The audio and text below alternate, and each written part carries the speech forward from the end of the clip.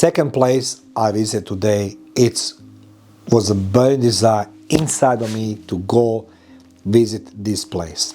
This place is called Saint-Eustache Church, which is like 2 kilometers from Museum of Louvre.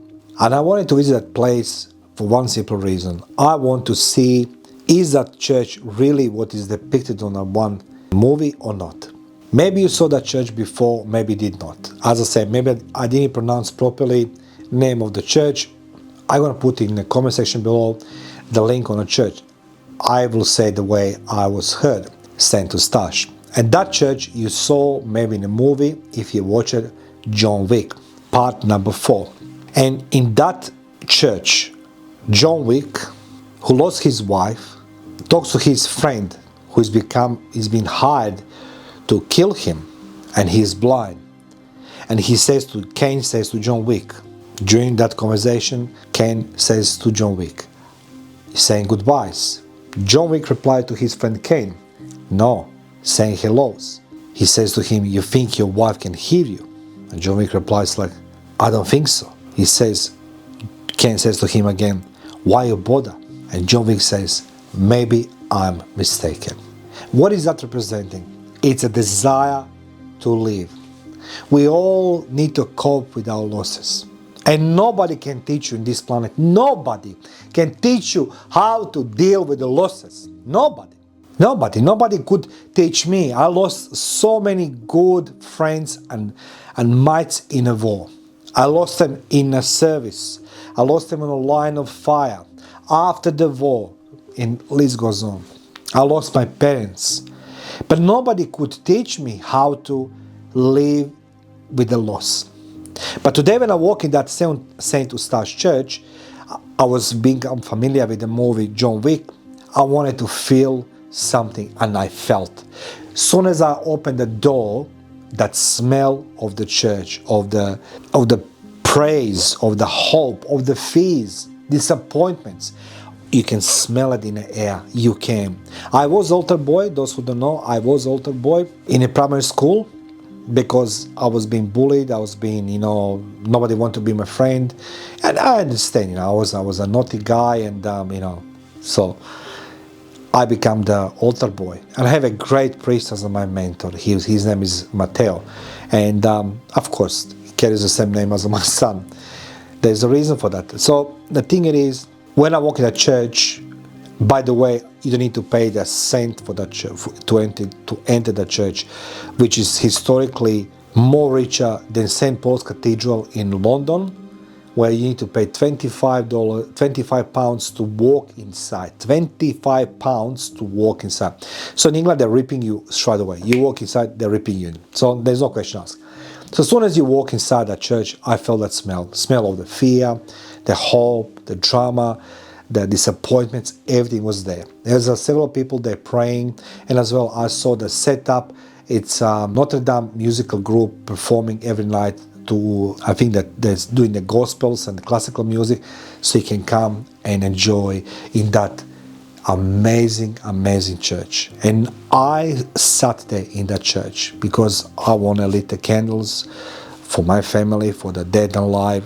I was surprised, and you can purchase the candle by just tapping the card, contactless, which is okay. Of course, you can't get just for free candles. Church pay them. So I purchased the candles and I lit the candles and I start praying. And I remember how difficult it was for me in my life to pray for things I didn't understood. That devil changed. What I mean by that? Many times I was thinking my life is over, that some event occurred that hurt me. But eventually life changed the somehow direction, and I succeeded in my goals and reaching my dreams. But those times, I cursed the God and blamed the God and blamed everybody. I prayed the God to give me something, but I cursed him. It doesn't work that way, right? So as soon as I start praying, there was one gentleman next to me with his daughter who started lighting the candles, and he was reading some prayers. I understood it's a Russian because I speak Russian. And then he broke down I think I'm pretty sure he lost obviously his wife. His daughter looked at me and everything else. I stopped praying. The lady next to me stopped praying as well. I just know my head is okay to to feel that pain, because that's a normal. We're losing people in our life who we love, we care, but the guys, it's a part of the life, and that's what I learned on this trip. That everything is about gaining and losing. You can't just gain, because if you gain, you're gonna lose a lot of what you gain. So from time to time, like a snake shedding the skin, it's like when she doesn't need that skin, she needs a new one, he sheds the skin. So the same goes in life, we have the burdens in our life which we need to shed them down. As well, we need to have the new skin on ourselves as a new, reaching new dreams, new goals, metaphorically speaking. So this gentleman, he was on his knees. I think, that anger in him and the sorrow was breaking my heart. But you know what? He sat next to me with his daughter. I didn't say nothing, because what am I going to say? I don't understand the situation, so you don't say nothing.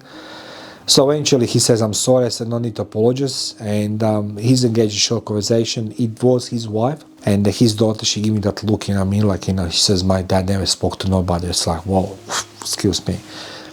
So I want to say thank you, John Wick, actually, Keanu Reeves. I want to say thank you for bringing that church in my life, because it represents something what we lost, and that's a faith in ourselves. We lost faith in who we are. The world around us becomes very different and becomes very colorful, and we are finding more excuses to do things to impress others than to impress ourselves.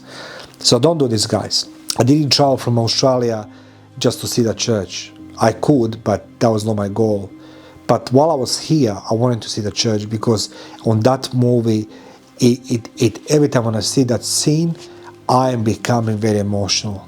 And you'll understand why when you're watching John Wick and this particular scene when he's in that Saint-Eustache Church. Because guys, don't lose the faith in yourselves. Don't lose the faith in yourselves. I can emphasize this to you. This review, it's not about you. Just learn what the building it is, what's happening there. You can Google this. But I'm telling you, when I walk over these two places today, Museum of Louvre and the Saint-Eustache Church, I felt it. The history, it's overwhelming me. I need to learn. I need to absorb that knowledge which was paid in blood. Generations of people died to share their knowledge, to share their dreams. And as I say yesterday in my podcast, when you want to find inspiration, just look at the Eiffel Tower. That was being told, it's a stupid, don't do it. He did it. And he showed that impossible, it's possible. So guys, let me dig now into historical data of Saint-Eustache. Église Saint-Eustache, located in the first arrondissement of Paris, is a magnificent example of Gothic architecture with Renaissance elements. Its construction began in 1532 and was completed in 1632, making it one of the last Gothic churches built in France. Named after Saint Eustace, a Roman general who converted to Christianity, the church stands as a symbol of Parisian history and architectural evolution.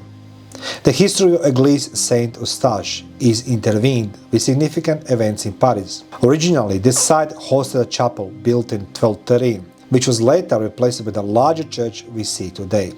King Louis IX laid the foundation stone, and the church has since been associated with various royal ceremonies. During the French Revolution, Église Saint-Eustache was desecrated and used as a barn, but it was restored to its religious function in the early 19th century. One of the highlights of the Église Saint-Eustache is its stunning architecture. The church facade, completed in early 18th century, combines Gothic elements with classical Renaissance features. The interior is equally impressive, featuring a vaulted ceiling, intricate stained glass windows, and numerous chapels adorned with artworks. The church is also known for its grand organ, one of the largest in France, originally built in 1854 and frequently used for concerts. Notable artwork with Église Saint-Eustache included sculptures by Jean-Baptiste Pigalle and paintings by Rubens. The church chapels are dedicated to various saints and religious themes, each decorated with an exquisite detail. One of the most famous is the Chapel of the Virgin, known for its serene beauty and religious significance. Église Saint-Eustache has been site of numerous important events, including the funeral of the French composer Jean-Philippe Rameau and the baptism of Cardinal Richelieu. Today, it remains an active place of worship and a popular destination for tourists and locals alike, offering a glimpse into the rich cultural and historical tapestry of Paris. Visiting Église Saint-Eustache provides a profound experience, blending spiritual reflection with an appreciation for historical and artistic heritage. Whether you're interested in architecture, history, or simply seeking a peaceful retreat, Église Saint-Eustache is a must-visit landmark in Paris.